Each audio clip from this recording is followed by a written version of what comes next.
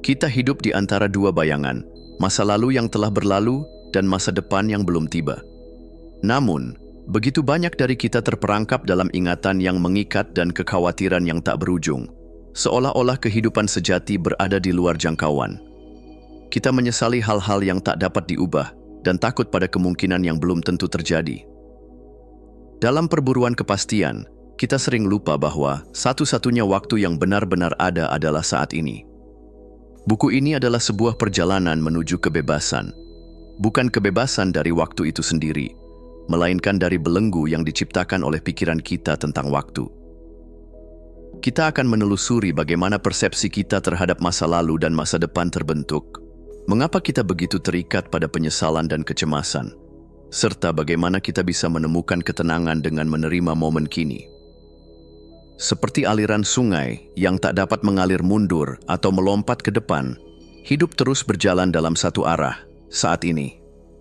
Dengan menyelami esensi waktu, melepaskan beban yang tak perlu, dan membangun kesadaran yang mendalam, kita dapat menemukan kedamaian yang selama ini terasa begitu jauh.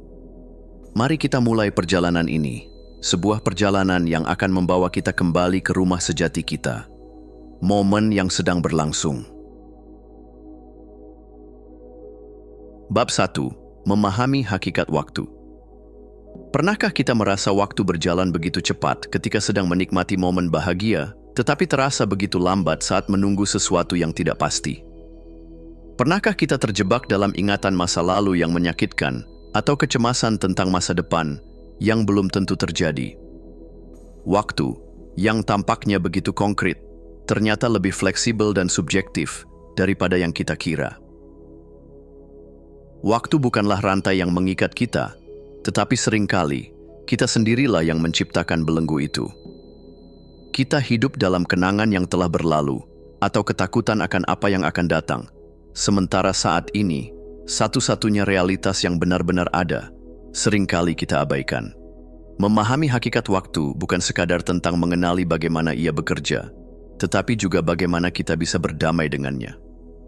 Dunia di sekitar kita bergerak mengikuti jam dan kalender, tetapi pengalaman waktu di dalam pikiran kita adalah sesuatu yang sangat berbeda. Waktu, pada dasarnya, adalah sebuah konstruksi mental. Masa lalu bukanlah sesuatu yang masih eksis, melainkan hanya rekaman dalam memori kita. Demikian pula, masa depan hanyalah sketsa imajinasi yang kita buat berdasarkan pengalaman dan harapan. Namun, mengapa kita begitu sering tersesat dalam bayangan waktu yang tidak nyata ini? Memori memiliki kekuatan luar biasa untuk membuat sesuatu yang telah berlalu terasa hidup kembali. Kita bisa merasakan sakit yang sama dari kesalahan yang kita sesali bertahun-tahun lalu, seakan-akan semuanya baru saja terjadi. Demikian pula, imajinasi kita mampu menciptakan ribuan kemungkinan masa depan yang penuh ketidakpastian, membuat kita cemas dan takut menghadapi hal yang bahkan belum tentu terjadi. Jika kita melihat lebih dalam, satu-satunya realitas yang benar-benar kita miliki hanyalah momen kini. Segala sesuatu yang pernah terjadi telah menjadi bagian dari masa lalu, dan masa depan belum hadir. Hidup kita selalu berlangsung di sini dan sekarang. Namun, mengapa begitu sulit untuk benar-benar berada di momen ini? Ilusi waktu bukan sekadar konsep filosofis. Ada dasar ilmiah yang menjelaskan mengapa kita sering terjebak dalam distorsi waktu. Emosi memainkan peran besar dalam bagaimana kita mengalami waktu. Ketika kita bahagia dan sepenuhnya terlibat dalam sebuah aktivitas, waktu terasa berlalu dengan cepat. Sebaliknya, ketika kita merasa takut atau cemas, waktu terasa lambat, seakan-akan detik berjalan lebih lama dari biasanya. Hal ini terjadi karena otak kita tidak mengukur waktu seperti jam atau kalender. Sebaliknya, otak kita bergantung pada jumlah pengalaman dan perubahan yang kita alami dalam suatu rentang waktu. Itulah mengapa hari-hari yang monoton terasa panjang, sementara hari-hari yang penuh pengalaman baru terasa singkat ketika kita melihat ke belakang. Selain itu, perhatian juga sangat berpengaruh dalam persepsi waktu. Semakin kita fokus pada momen kini, semakin kita bisa memperpanjang pengalaman kita terhadap waktu. Sebaliknya, ketika pikiran terus-menerus melayang ke masa lalu atau masa depan, kita kehilangan kesadaran akan momen saat ini. Untuk mengalami waktu dengan lebih sadar, kita bisa mulai dengan mengamati bagaimana perasaan kita memengaruhi persepsi waktu. Apakah waktu terasa berjalan cepat atau lambat? Kita juga dapat melatih fokus dengan aktivitas mindfulness, seperti memperhatikan napas atau merasakan lingkungan di sekitar kita. Mengurangi multitasking dan benar-benar hadir dalam setiap aktivitas yang kita lakukan juga akan membantu kita lebih menghargai waktu dan memperpanjang pengalaman kita terhadapnya. Dengan melatih kesadaran akan waktu, kita bisa membebaskan diri dari ilusi yang membuat kita merasa terikat oleh masa lalu atau masa depan. Memori bukan hanya sekadar rekaman pasif dari masa lalu. Otak kita tidak menyimpan kenangan seperti kamera yang merekam kejadian dengan sempurna. Sebaliknya, setiap kali kita mengingat sesuatu, kita merekonstruksi ulang pengalaman itu dengan sudut pandang yang terus berubah. Inilah sebabnya mengapa dua orang yang mengalami peristiwa yang sama bisa memiliki ingatan yang berbeda. Namun, ingatan kita juga bisa menjadi jebakan. Kita seringkali cenderung mengingat kejadian yang penuh emosi lebih kuat daripada yang netral. Hal ini bisa menyebabkan kita terus-menerus menghidupkan kembali momen-momen menyakitkan, seolah-olah peristiwa itu masih berlangsung. Padahal, semua itu hanyalah gambaran di dalam pikiran kita. Memahami sifat selektif dari memori memberi kita peluang untuk menyembuhkan diri. Kita bisa belajar membingkai ulang pengalaman masa lalu dengan sudut pandang yang lebih bijak. Misalnya, daripada melihat kesalahan sebagai kegagalan, kita bisa melihatnya sebagai pelajaran berharga yang telah membentuk kita menjadi lebih kuat. Salah satu cara untuk membingkai ulang masa lalu adalah dengan bertanya kepada diri sendiri, apa yang bisa kita pelajari dari pengalaman ini? Dan bagaimana kita bisa menggunakan pengalaman ini untuk tumbuh. Melihat situasi dari perspektif orang lain juga dapat memberikan sudut pandang yang berbeda, yang mungkin lebih objektif dan membebaskan kita dari keterikatan emosional terhadap peristiwa tersebut. Ketika kita berhenti melihat masa lalu sebagai beban dan mulai melihatnya sebagai bagian dari perjalanan kita, kita akan mulai membebaskan diri dari penjara waktu. Kita tidak perlu lagi terbebani oleh apa yang telah terjadi atau khawatir tentang apa yang akan datang. Karena pada akhirnya, satu-satunya waktu yang benar-benar ada adalah saat ini. Bab ini mengajak kita untuk melihat waktu bukan sebagai sesuatu yang mengendalikan kita, tetapi sebagai sesuatu yang bisa kita sadari dengan lebih dalam. Masa lalu dan masa depan hanyalah bayangan dalam pikiran kita, sedangkan kehidupan yang sejati hanya bisa ditemukan dalam momen kini. Saat kita memahami hal ini, kita mulai membebaskan diri dari kekhawatiran yang selama ini membelenggu kita. Bab 2. Beban penyesalan. Penyesalan adalah bayangan masa lalu yang sering membayangi langkah kita di masa kini. Ia hadir dalam berbagai bentuk, entah sebagai bisikan halus yang mengganggu ketenangan atau sebagai teriakan keras di dalam kepala yang terus mengulang pertanyaan. Seandainya aku melakukan hal yang berbeda, atau mengapa aku tidak melihatnya lebih awal? Kita semua memiliki kenangan yang ingin diubah, kesalahan yang ingin diperbaiki, dan kesempatan yang seharusnya kita ambil. Namun, seberapapun kita berharap, masa lalu tetaplah sesuatu yang tak bisa diubah. Jika dibiarkan tumbuh liar, penyesalan akan menjadi rantai yang mengikat kita pada peristiwa yang telah berlalu dan menghalangi kita untuk hidup sepenuhnya. Tetapi ketika kita memahami dan mengolahnya dengan bijak, penyesalan justru bisa menjadi batu loncatan menuju kebijaksanaan dan pertumbuhan. Sebelum kita bisa membebaskan diri dari penyesalan, kita perlu mengenali dan mengakuinya dengan jujur. Ada jenis penyesalan yang jelas terlihat, kata-kata yang seharusnya tidak kita ucapkan, keputusan yang berakhir dengan sesal, atau peluang yang kita abaikan begitu saja. Namun, ada juga penyesalan yang lebih halus, tersimpan dalam bawah sadar, dan secara diam-diam memengaruhi cara kita berpikir serta merasakan sesuatu dalam hidup. Untuk menemukan penyesalan yang terpendam, kita dapat mulai dengan merenung dan bertanya pada diri sendiri. Apa hal yang sering muncul dalam pikiran setiap kali kita merasa sedih atau menyesal? Jika kita bisa kembali ke satu momen di masa lalu dan mengubah sesuatu, apakah itu? Apakah ada perasaan tertentu yang terus menghantui kita tanpa alasan yang jelas? Pertanyaan-pertanyaan seperti ini membantu kita menggali lebih dalam dan membedakan dua jenis penyesalan yang ada dalam diri. Ada penyesalan yang bersifat konstruktif, yaitu yang memberikan pelajaran berharga, memotivasi kita untuk bertindak lebih baik di masa depan, dan mendorong kita untuk bertumbuh. Namun, ada juga penyesalan yang bersifat destruktif, yang hanya mengurung kita dalam rasa bersalah tanpa memberi solusi atau jalan keluar. Saat kita mampu mengenali jenis penyesalan yang kita alami, kita bisa mulai mendekatinya dengan lebih bijaksana. Seringkali, kita menjadi hakim paling keras bagi diri sendiri, mengkritik setiap kesalahan yang dibuat seakan-akan kita seharusnya sudah mengetahui segalanya sejak awal. Namun, ingatlah bahwa kita melakukan yang terbaik dengan pemahaman dan kesadaran yang kita miliki saat itu. Belas kasih diri bukan berarti membenarkan kesalahan, melainkan mengakui bahwa kita manusia, dan manusia belajar melalui perjalanan, bukan melalui kesempurnaan. Pengampunan adalah salah satu kunci terbesar untuk membebaskan diri dari penyesalan. Ini bukan sekadar konsep spiritual atau moral, tetapi langkah nyata dalam melepaskan emosi yang selama ini menahan kita. Banyak orang menganggap pengampunan sebagai hadiah yang diberikan kepada orang lain, padahal sebenarnya pengampunan adalah hadiah terbesar yang bisa kita berikan kepada diri sendiri. Ada dua bentuk pengampunan yang penting dalam penyembuhan dari penyesalan. Pertama, memaafkan diri sendiri. Kita mungkin telah melakukan kesalahan, tetapi menghukum diri sendiri tanpa akhir tidak akan mengubah masa lalu. Sebaliknya, menerima tanggung jawab dengan bijak, belajar dari kesalahan, dan melanjutkan hidup dengan kebijaksanaan baru adalah cara terbaik untuk berdamai dengan diri sendiri. Kedua, memaafkan orang lain. Terkadang, penyesalan muncul dari rasa sakit yang ditimbulkan oleh orang lain. Namun, membawa luka itu terus-menerus hanya akan membebani diri sendiri.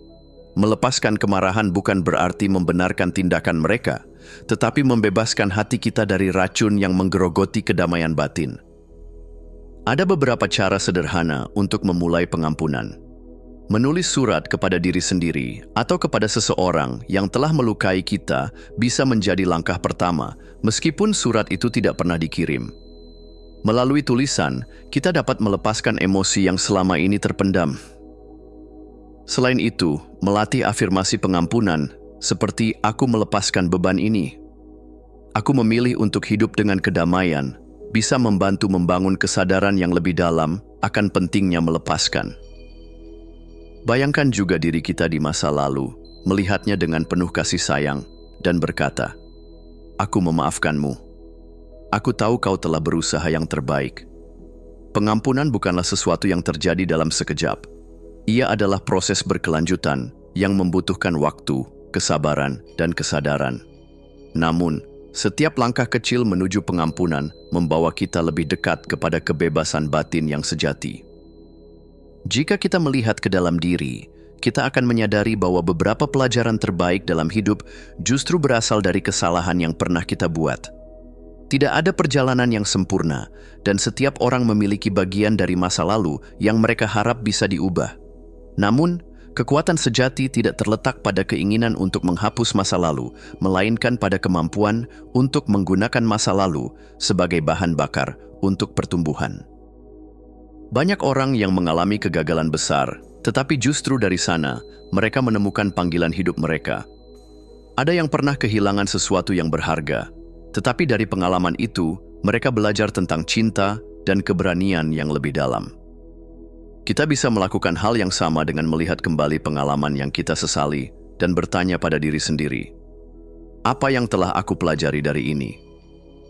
Bagaimana pengalaman ini membentukku menjadi pribadi yang lebih kuat? Atau, jika aku bisa berbicara kepada diriku di masa lalu, apa yang akan aku katakan? Ketika kita membingkai ulang penyesalan sebagai batu loncatan menuju kebijaksanaan, kita tidak lagi menjadi korban dari masa lalu, melainkan arsitek masa depan kita sendiri. Pada akhirnya, penyesalan tidak harus menjadi beban yang terus kita pikul.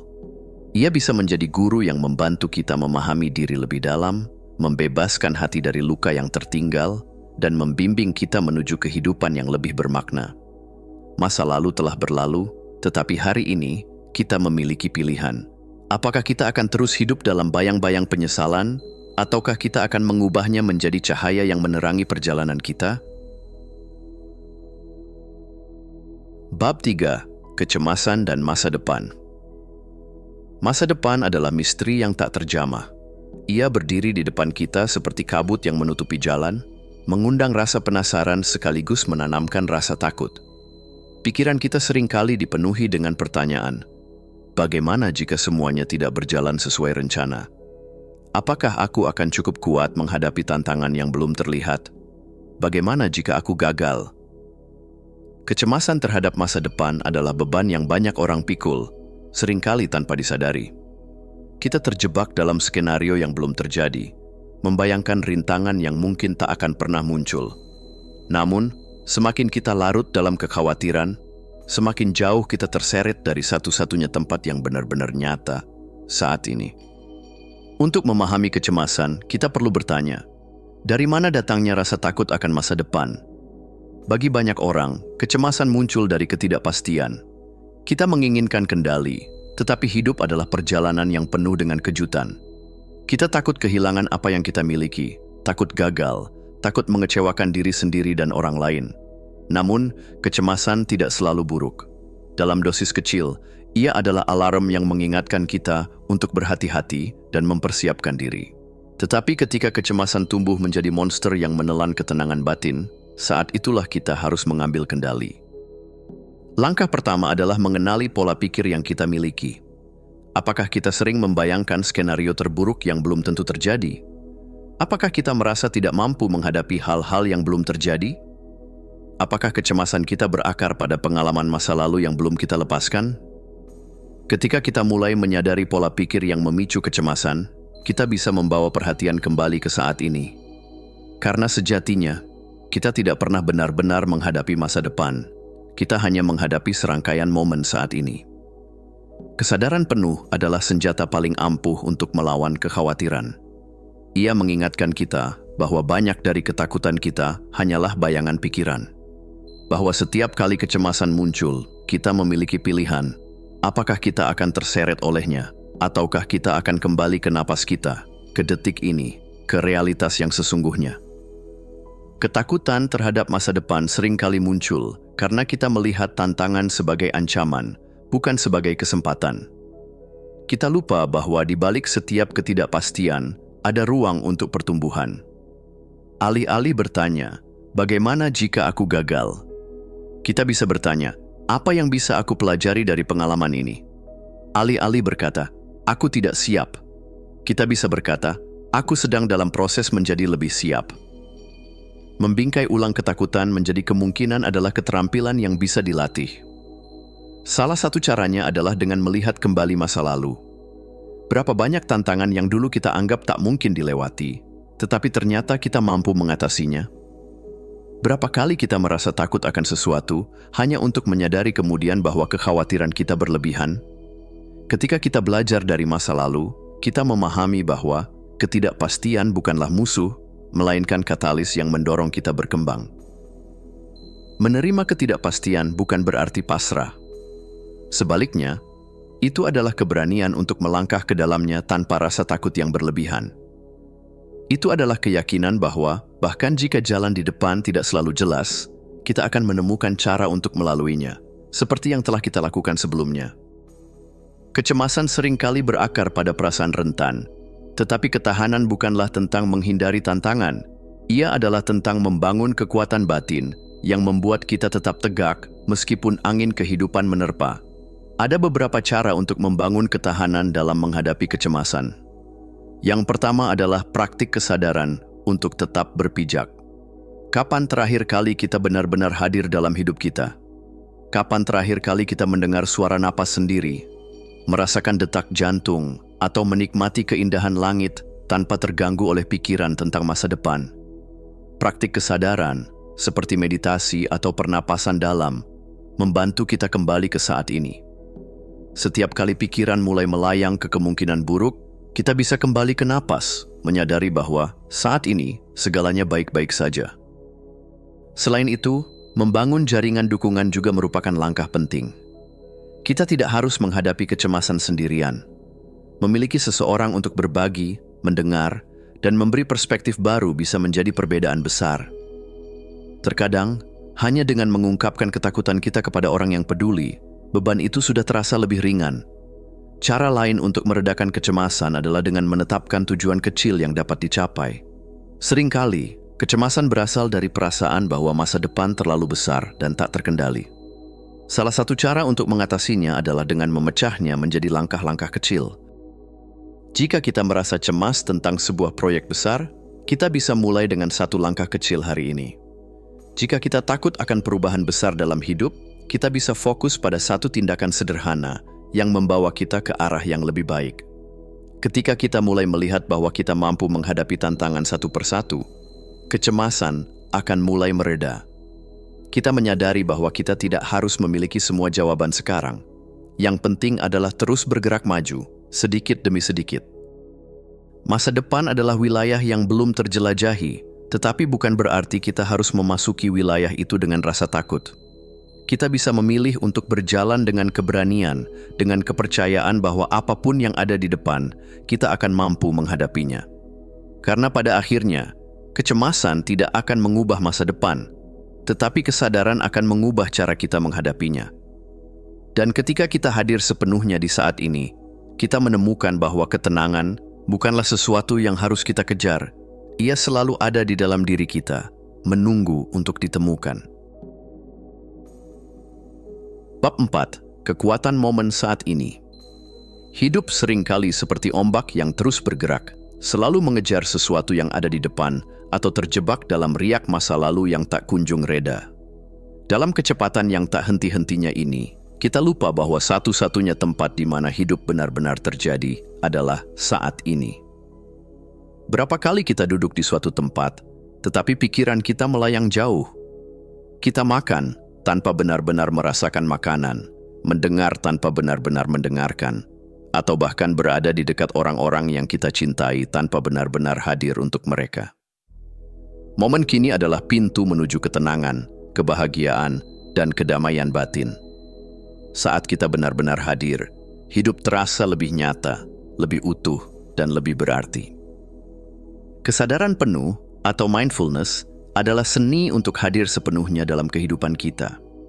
Ini bukan hanya sebuah konsep filosofis, tetapi juga praktik yang terbukti membawa banyak manfaat, baik secara psikologis maupun fisiologis. Penelitian menunjukkan bahwa orang yang melatih kesadaran penuh memiliki tingkat stres yang lebih rendah, fokus yang lebih baik, dan hubungan yang lebih harmonis. Dalam dunia yang penuh dengan gangguan, kemampuan untuk membawa perhatian kembali ke saat ini menjadi aset yang sangat berharga. Kesadaran penuh tidak harus selalu dalam bentuk meditasi panjang atau latihan rumit. Bahkan tindakan-tindakan sederhana pun bisa menjadi latihan untuk hidup lebih sadar. Ketika makan, kita bisa benar-benar merasakan setiap suapan, tekstur, aroma, dan rasa yang menyertainya. Saat berjalan, kita bisa menyadari bagaimana kaki menyentuh tanah dan bagaimana angin menyapu kulit.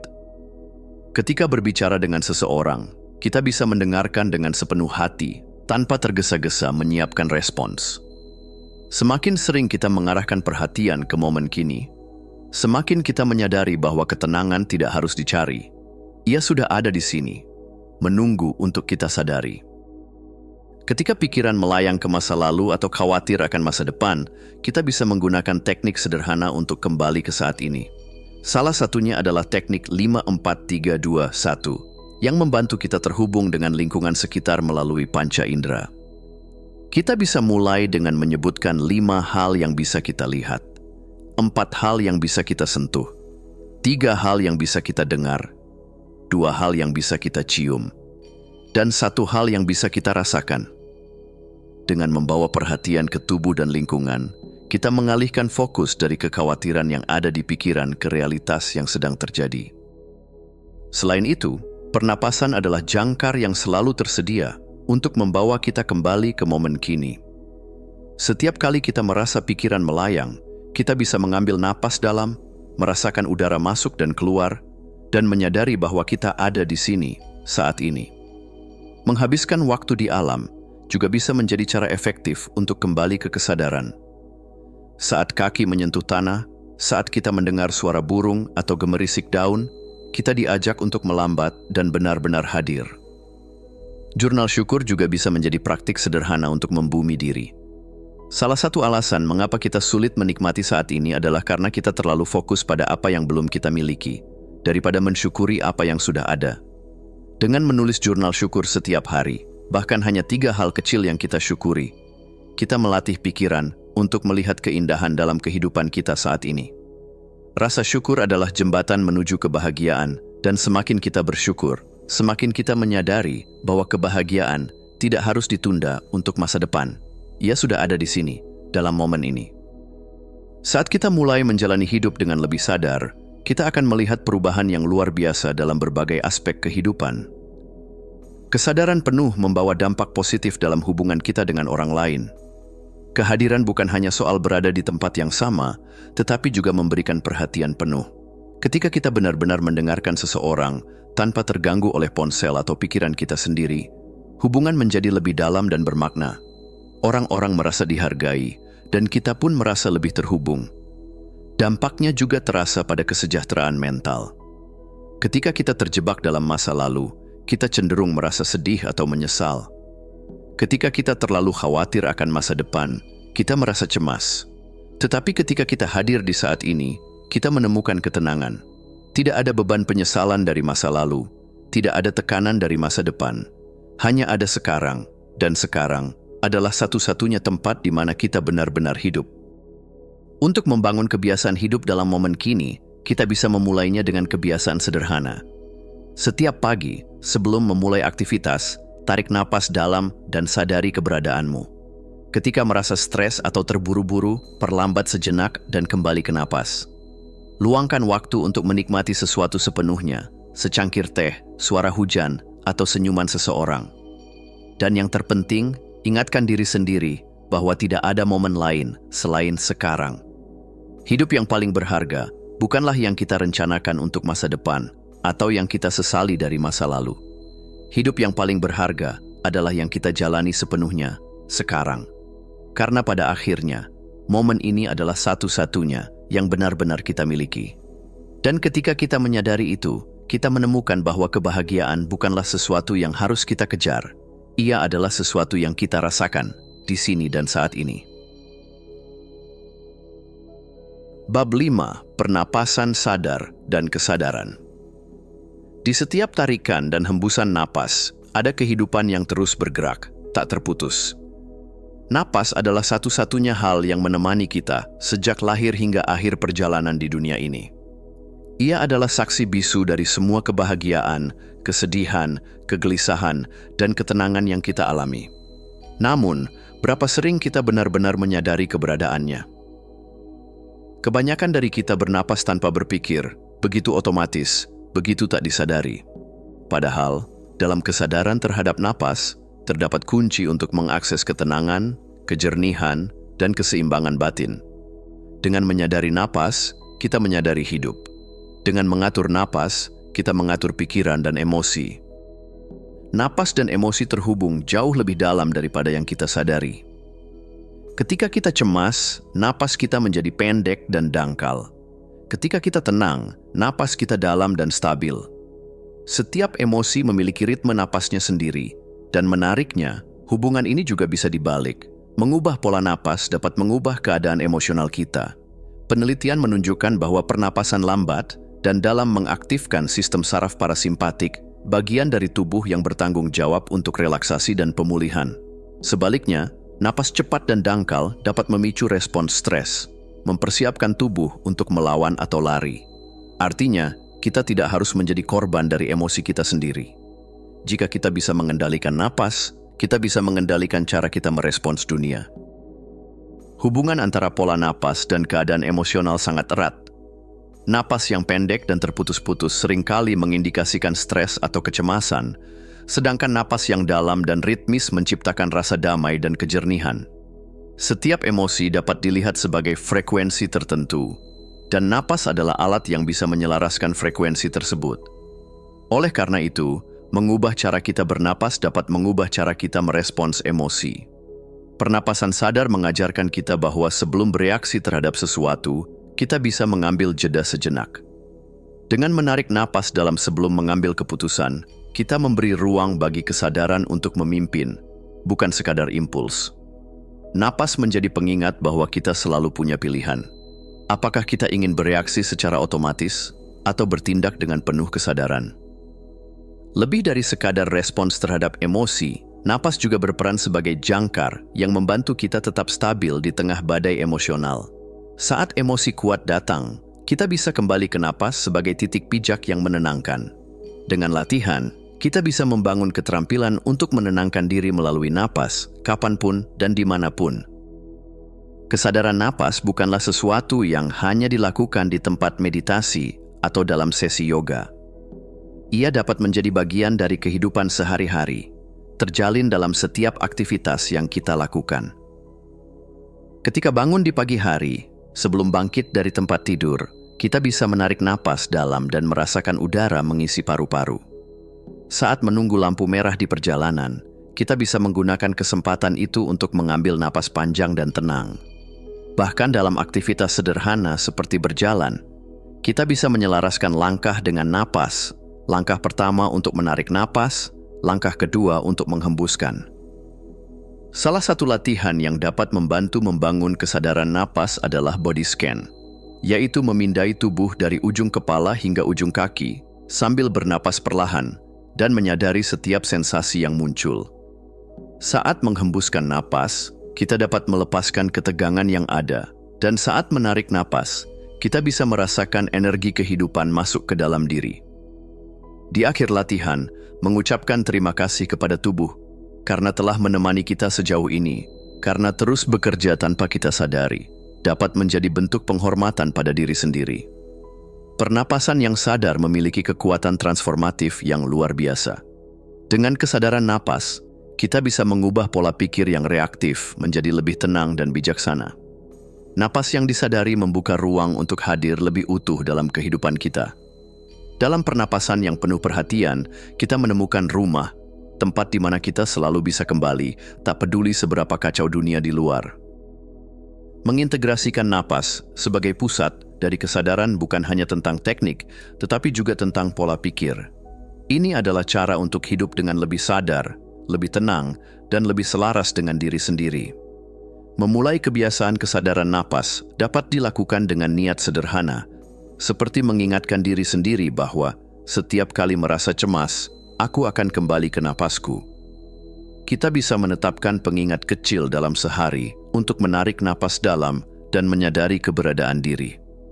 Perlahan, kebiasaan ini akan menjadi bagian alami dari cara kita menjalani hidup. Pendekatan yang berpusat pada napas memberikan berbagai manfaat, mulai dari meningkatkan kesabaran dan kejernihan dalam menghadapi tantangan, hingga mengurangi stres dan meningkatkan perasaan damai. Dengan memperkuat koneksi dengan napas, kita juga menjadi lebih terhubung dengan diri sendiri dan lingkungan sekitar. Ada beberapa cara sederhana untuk menerapkan kesadaran napas dalam rutinitas harian. Di pagi hari, kita bisa meluangkan waktu 5 menit untuk bernapas dengan sadar sebelum memulai aktivitas. Setiap 1 jam sekali, kita bisa mengambil 3 napas dalam untuk menyegarkan pikiran. Dan sebelum tidur, kita bisa melakukan pernapasan lambat untuk merilekskan tubuh dan pikiran. Napas adalah jembatan antara tubuh dan pikiran, antara dunia luar dan dunia dalam. Setiap tarikan dan hembusan napas adalah kesempatan untuk kembali ke diri sendiri, kembali ke ketenangan, kembali ke kehidupan yang lebih sadar. Kita tidak perlu mencari jauh-jauh untuk menemukan kedamaian. Kita hanya perlu menyadari satu hal sederhana yang selalu ada di dalam diri, napas kita sendiri. Bab 6. Seni menerima. Di dalam hidup, ada 2 jenis pertempuran yang bisa kita menangkan dan yang tidak bisa kita menangkan. Yang pertama membutuhkan usaha dan ketekunan, sedangkan yang kedua membutuhkan kebijaksanaan untuk menerima. Namun, banyak dari kita menghabiskan energi berjuang melawan sesuatu yang seharusnya dilepaskan. Kita menolak kenyataan, berharap keadaan berbeda, dan akhirnya terperangkap dalam penderitaan yang kita ciptakan sendiri. Menerima bukan berarti menyerah dalam arti negatif. Sebaliknya, ia adalah kebebasan dari perlawanan yang sia-sia. Menerima adalah keberanian untuk berkata, "Aku berdamai dengan apa yang terjadi, bukan karena aku lemah, tetapi karena aku bijaksana." Seringkali kita ingin mengendalikan setiap aspek dalam hidup. Kita ingin orang lain bersikap sesuai keinginan kita, ingin keadaan selalu berpihak pada kita, ingin hidup berjalan tanpa hambatan.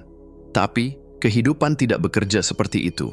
Ada hal-hal yang, sekeras apapun kita berusaha, tidak akan berubah.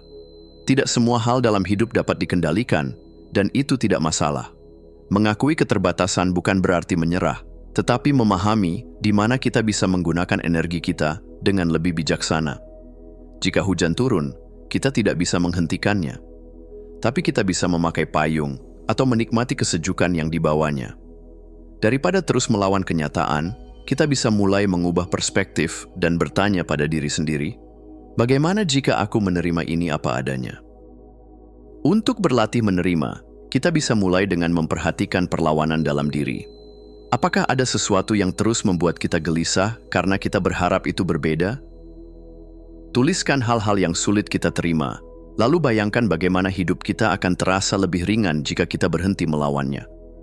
Kadang, yang kita butuhkan bukan perubahan dari luar, tetapi perubahan cara kita melihat sesuatu. Melepaskan bukan berarti tidak peduli, tetapi membebaskan diri dari belenggu emosi negatif yang tidak perlu. Saat kita berhenti memaksa hidup untuk berjalan sesuai keinginan kita justru menemukan ketenangan. Dengan menerima kenyataan, kita membebaskan diri untuk benar-benar hadir dalam hidup ini. Menyerah seringkali dianggap sebagai kelemahan, padahal justru di dalam penyerahan ada kekuatan yang luar biasa. Saat kita berhenti melawan arus kehidupan dan mulai mengalir bersamanya, kita menemukan kejernihan dan kedamaian yang selama ini kita cari. Tidak semua hal butuh kendali, dan banyak hal dalam hidup lebih baik jika kita biarkan terjadi dengan sendirinya. Menyerah bukan berarti pasrah, tetapi berani mempercayai bahwa hidup memiliki caranya sendiri untuk berjalan. Ketika kita berhenti memaksakan sesuatu, kita justru menciptakan ruang bagi kemungkinan-kemungkinan baru yang lebih baik. Seorang musisi yang mencoba terlalu keras untuk menciptakan musik terbaik, seringkali justru mengalami kebuntuan. Tapi saat dia melepaskan ekspektasi dan hanya bermain dengan hatinya, musik mengalir begitu saja. Seorang pebisnis yang terlalu takut gagal mungkin terus-menerus stres dan cemas. Tapi saat dia menerima bahwa kegagalan adalah bagian dari perjalanan, dia mulai melihat peluang dengan lebih jernih. Dalam hubungan, ketika kita berhenti berusaha mengubah orang lain dan mulai menerimanya apa adanya, hubungan itu justru tumbuh dengan lebih indah. Kita bisa mulai memasukkan penyerahan ke dalam kehidupan sehari-hari dengan memperhatikan momen-momen ketika kita merasa frustrasi.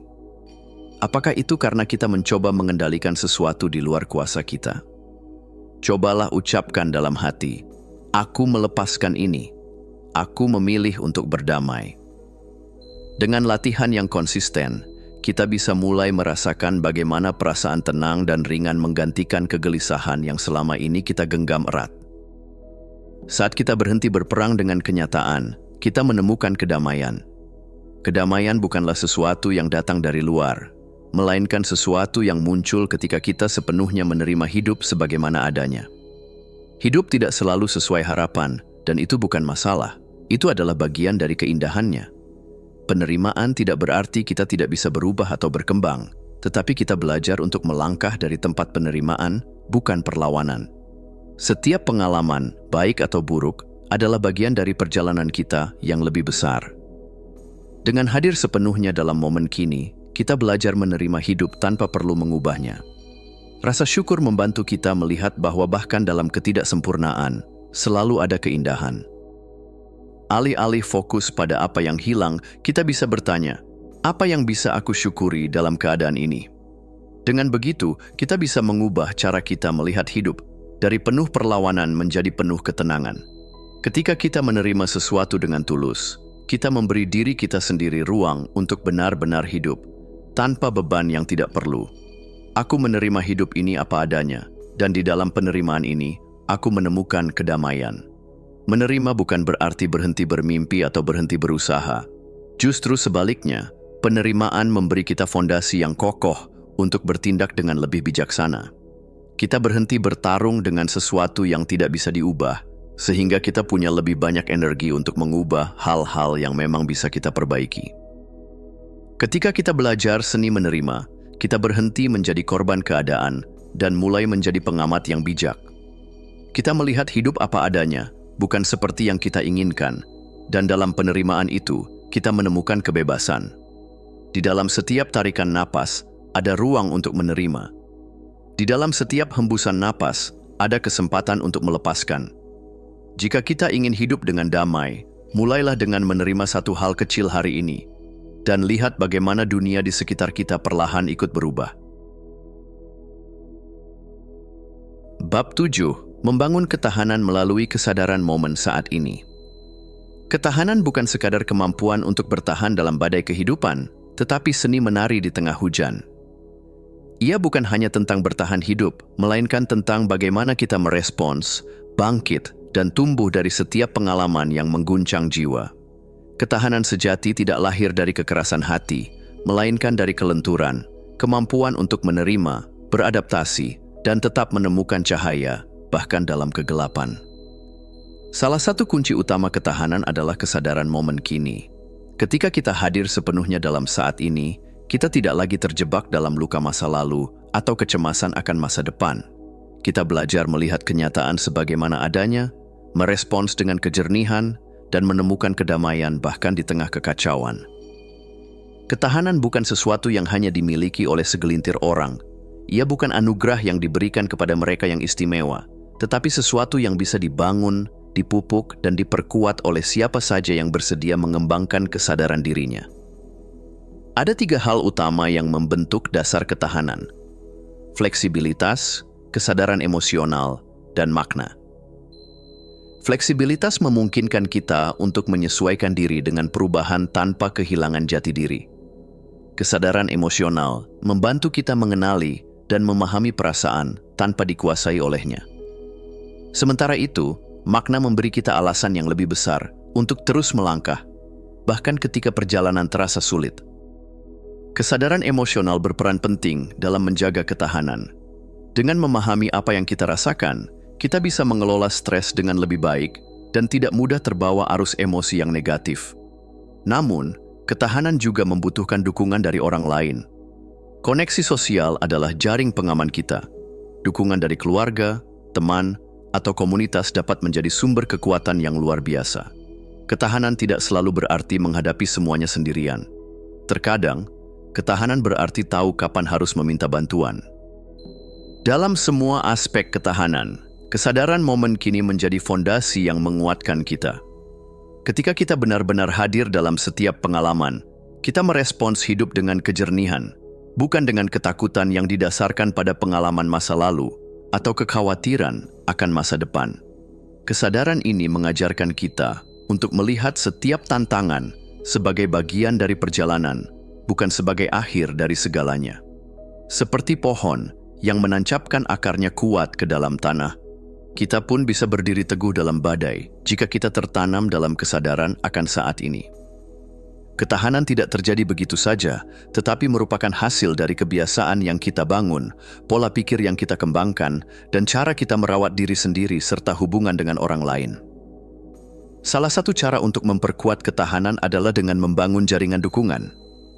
Kita tidak harus melalui perjalanan hidup ini sendirian.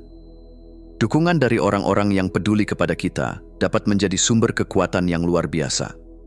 Membangun hubungan yang tulus, baik dengan keluarga, sahabat, maupun komunitas yang memiliki nilai-nilai serupa, akan membuat kita lebih kokoh dalam menghadapi tantangan hidup.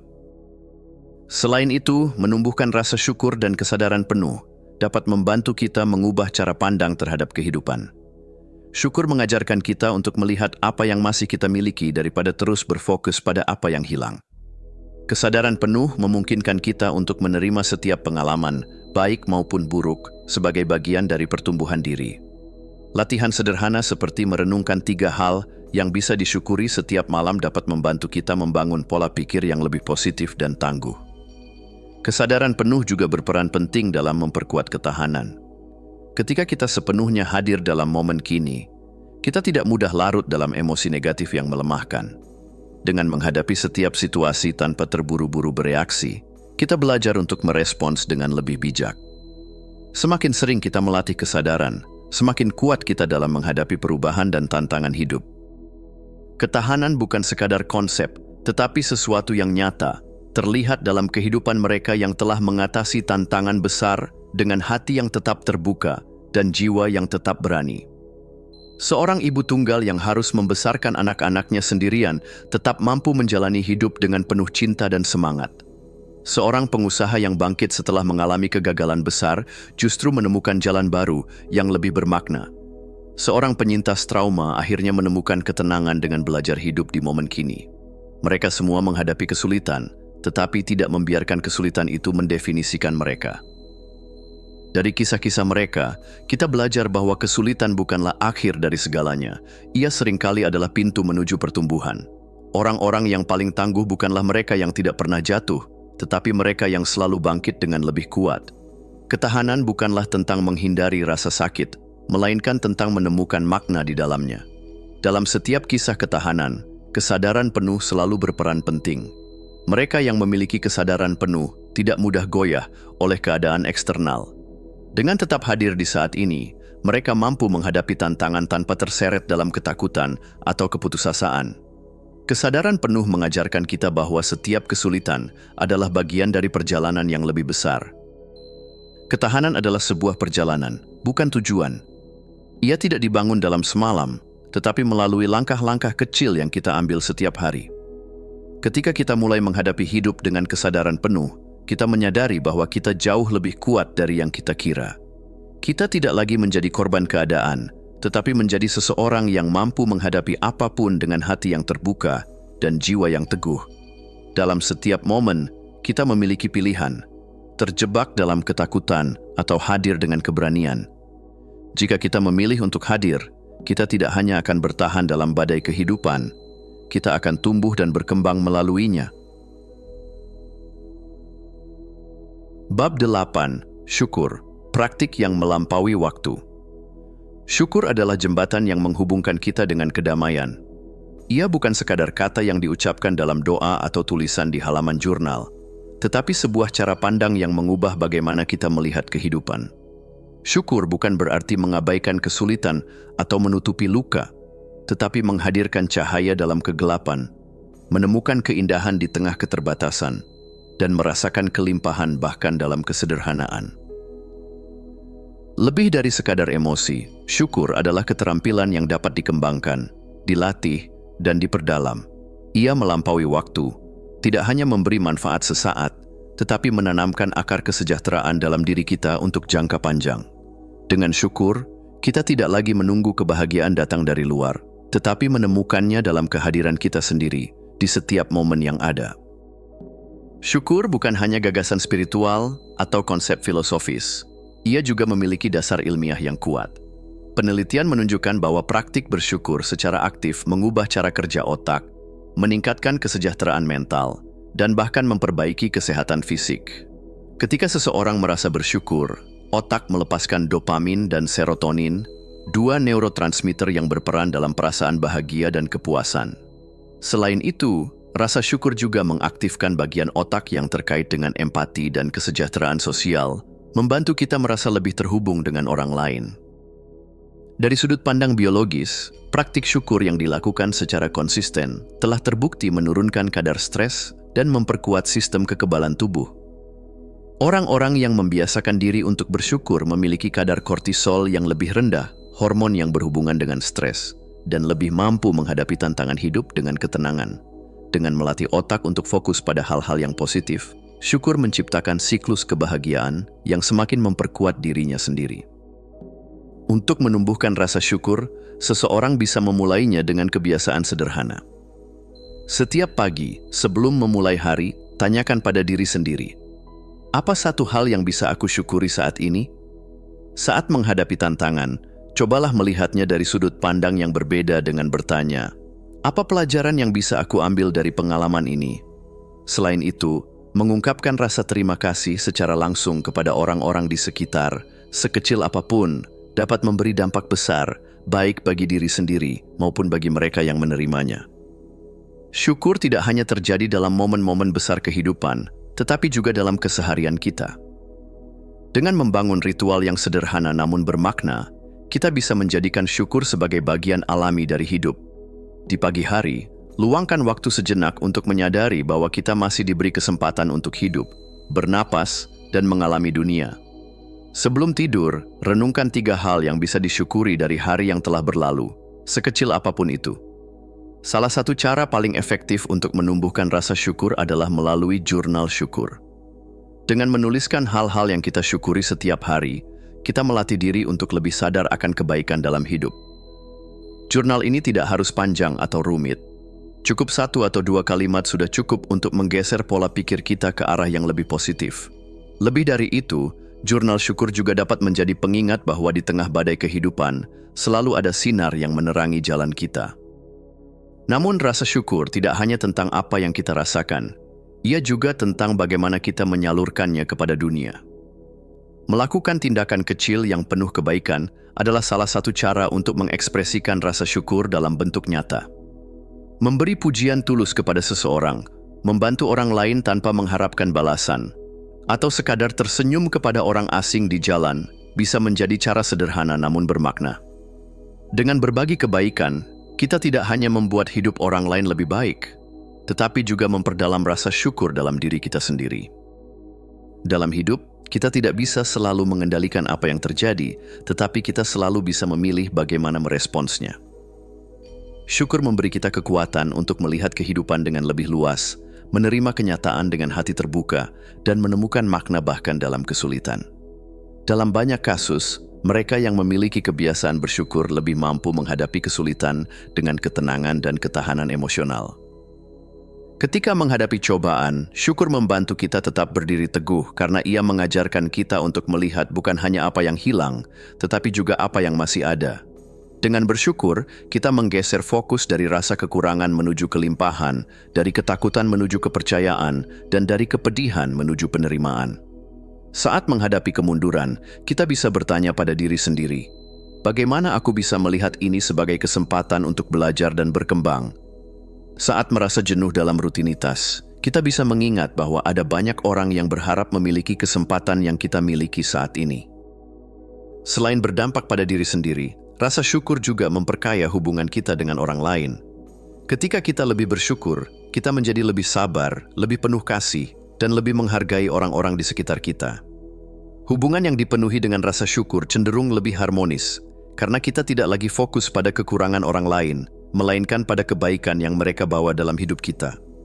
Oleh karena itu, mengungkapkan rasa syukur kepada pasangan, keluarga, teman, atau rekan kerja bukan hanya sekadar kebiasaan baik, tetapi juga sebuah bentuk penghormatan terhadap hubungan yang kita miliki. Syukur bukan hanya sesuatu yang kita rasakan sesekali, ia adalah cara hidup. Dengan melatih diri untuk lebih bersyukur, kita membuka pintu bagi lebih banyak kebahagiaan, kedamaian, dan ketenangan batin.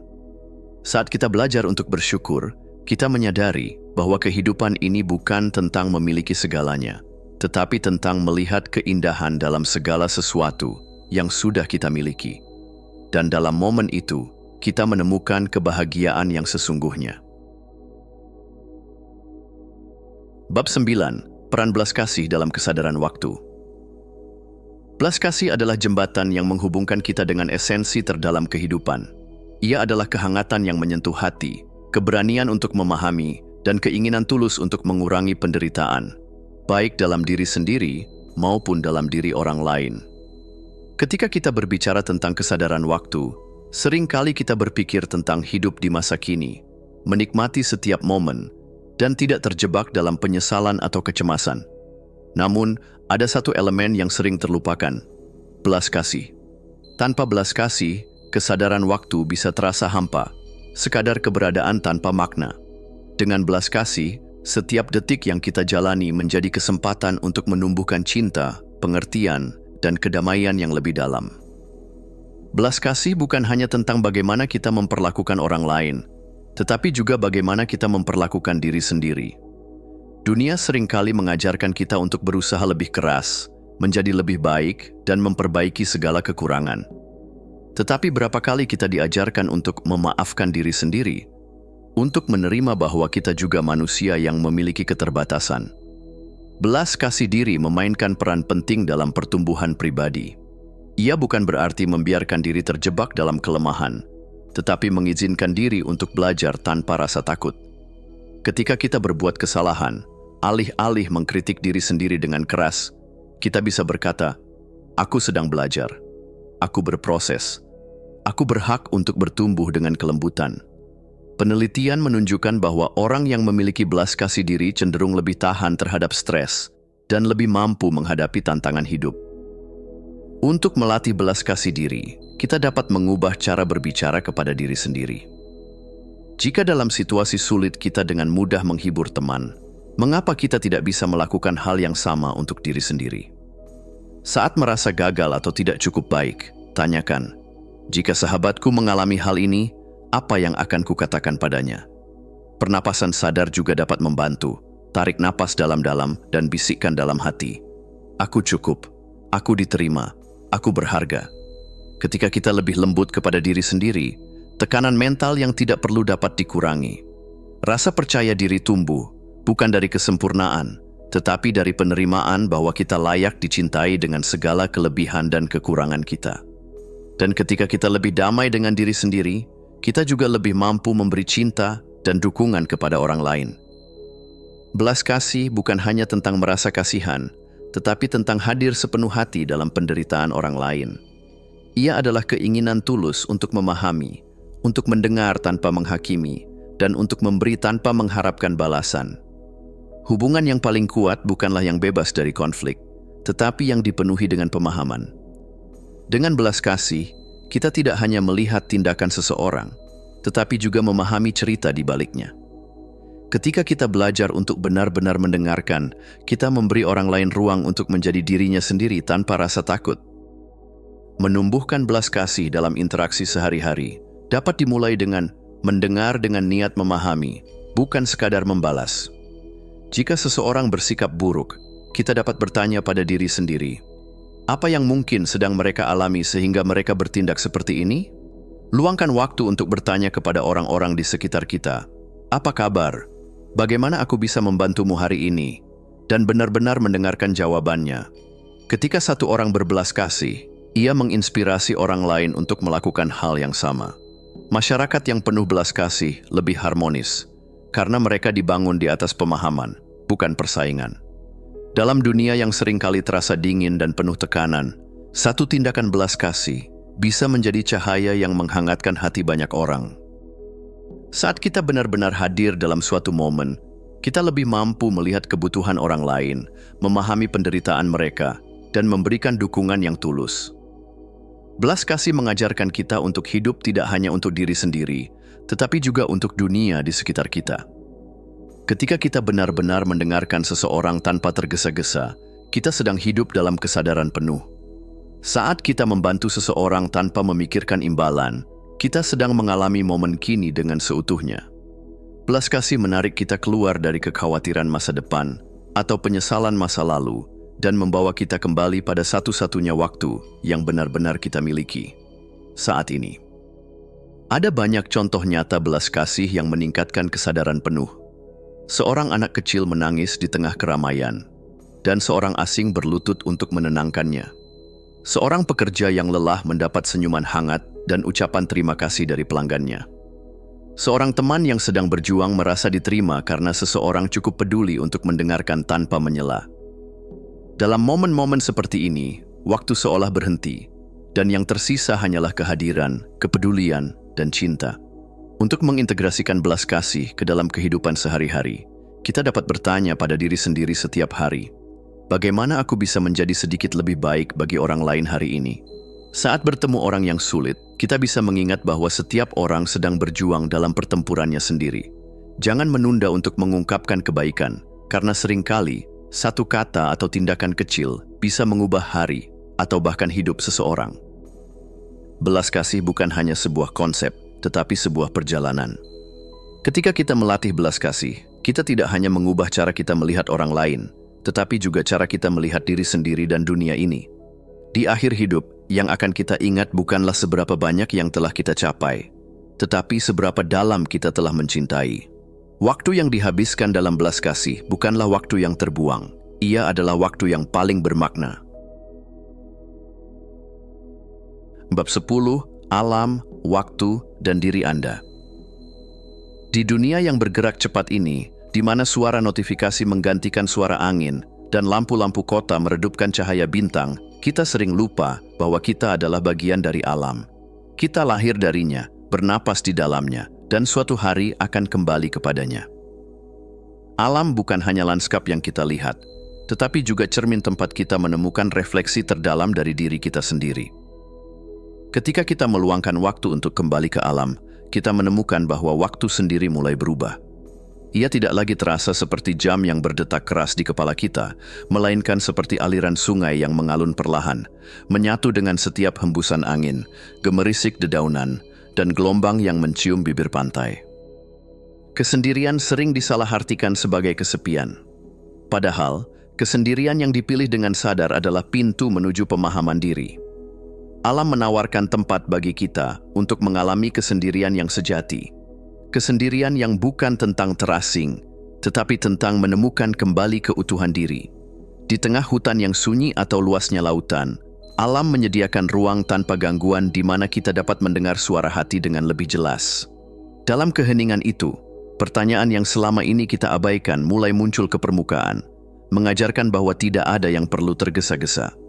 Sebagaimana pohon tidak memaksakan pertumbuhannya, kita pun tidak perlu terburu-buru untuk memahami segala sesuatu dalam hidup. Waktu juga terasa berbeda ketika kita berada di alam. Di kota, ia seringkali terasa seperti arloji yang berdetak di belakang kepala, menekan dan memburu. Namun, di alam, waktu tidak lagi berupa angka, melainkan ritme yang lebih alami. Matahari yang perlahan naik dan turun, embun yang mengering di dedaunan, burung yang kembali ke sarangnya saat senja. Semakin lama kita menghabiskan waktu di alam, semakin kita menyadari bahwa waktu bukanlah sesuatu yang mengejar kita, tetapi sesuatu yang bisa kita selami dengan penuh kesadaran. Untuk benar-benar mengalami kesendirian di alam, pergilah ke tempat yang jauh dari kebisingan buatan manusia, dan biarkan alam menjadi satu-satunya suara yang menemani. Matikan ponsel, lepaskan segala bentuk distraksi, dan izinkan diri untuk benar-benar hadir. Jangan hanya berjalan atau duduk, tetapi rasakan setiap langkah, setiap hembusan udara, dan setiap aroma tanah yang lembab setelah hujan. Alam bukan hanya tempat untuk menyepi, tetapi juga guru yang mengajarkan bagaimana hidup dengan penuh kesadaran. Ketika kita memperhatikannya dengan saksama, kita mulai menyadari bahwa alam selalu berada dalam keadaan saat ini. Tidak ada pohon yang terburu-buru tumbuh, tidak ada sungai yang menyesali kemana arus membawanya.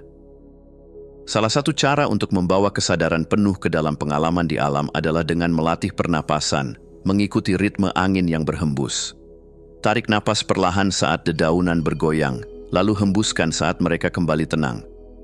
Kita juga bisa fokus pada satu indera dalam satu waktu, mendengarkan suara burung yang berkicau, merasakan tekstur tanah di bawah kaki, atau memperhatikan permainan cahaya di permukaan air. Jika pikiran mulai mengembara, kembalikan perhatian pada apa yang ada di sekitar, seperti seorang pendaki yang kembali ke jalur setelah tersesat. Pengalaman indrawi di alam bisa menjadi alat yang kuat untuk membawa kita ke kesadaran penuh. Cobalah berdiri di tengah hujan tanpa terburu-buru mencari tempat berteduh.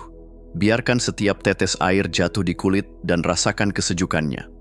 Duduklah di bawah pohon dan tenggelam dalam suara gemerisik daun yang bergesekan. Berjalan tanpa alas kaki di atas tanah, biarkan setiap langkah mengingatkan bahwa kita terhubung dengan bumi lebih dari yang kita kira. Terhubung dengan alam tidak hanya memperkaya kesadaran kita, tetapi juga membawa manfaat besar bagi kesehatan mental. Penelitian telah membuktikan bahwa berada di alam dapat mengurangi stres, kecemasan, dan tekanan mental.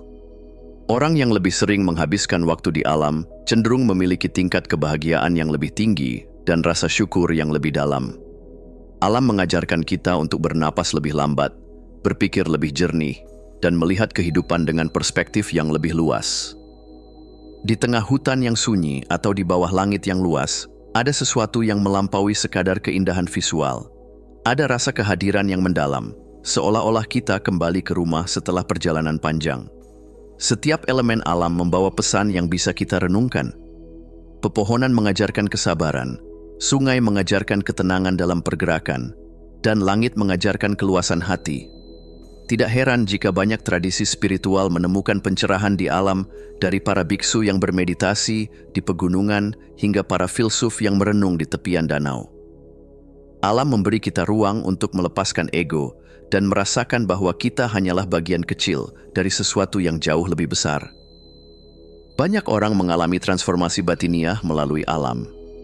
Ada seseorang yang mendaki gunung dengan hati yang penuh beban, hanya untuk menyadari bahwa bebannya tak lebih besar dari batu-batu yang telah bertahan selama ribuan tahun.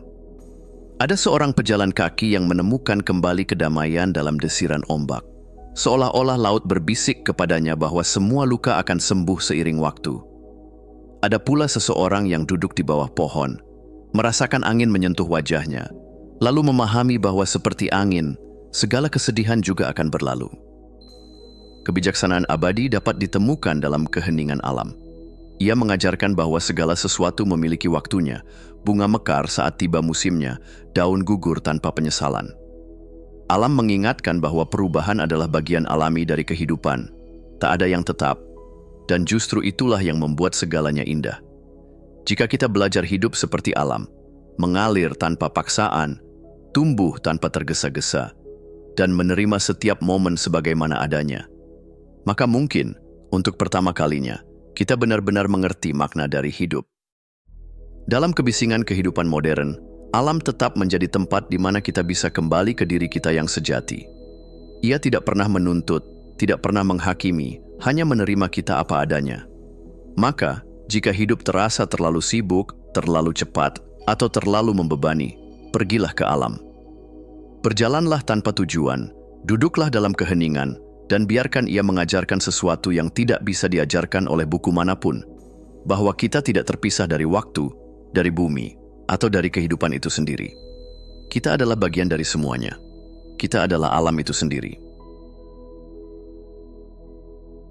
Kesimpulan, dalam perjalanan ini, kita telah menyusuri lorong-lorong waktu, membebaskan diri dari beban masa lalu, melonggarkan cengkeraman kecemasan masa depan, dan kembali ke satu-satunya tempat di mana hidup benar-benar berlangsung saat ini.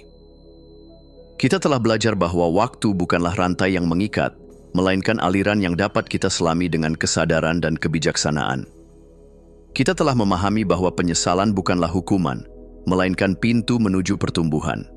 Bahwa ketakutan akan masa depan bukanlah musuh, melainkan guru yang membisikkan peluang di balik ketidakpastian. Di tengah hiruk-pikuk dunia, kita telah menemukan perlindungan dalam kesadaran penuh, dalam napas yang mengalir, dalam sentuhan angin di kulit, dalam kesunyian alam yang memantulkan kejernihan batin. Kita telah belajar seni penerimaan, menemukan kebebasan dalam menyerah pada apa yang tak dapat diubah, dan menguatkan diri melalui ketahanan yang lahir dari kesadaran. Kita telah melihat bahwa syukur bukan sekadar kata, melainkan jembatan menuju kebahagiaan, dan bahwa belas kasih, baik kepada diri sendiri maupun orang lain, adalah cahaya yang menerangi jalan kembali ke momen kini. Akhirnya, kita menyadari bahwa pembebasan sejati tidak datang dari mengendalikan waktu, tetapi dari berdamai dengannya. Masa lalu adalah cerita yang telah usai, masa depan adalah kanvas yang belum tergambar, dan di antara keduanya, kita berdiri dengan seluruh keberadaan kita, di sini, di saat ini, dalam kehidupan yang terus mengalir seperti sungai tanpa hulu dan hilir,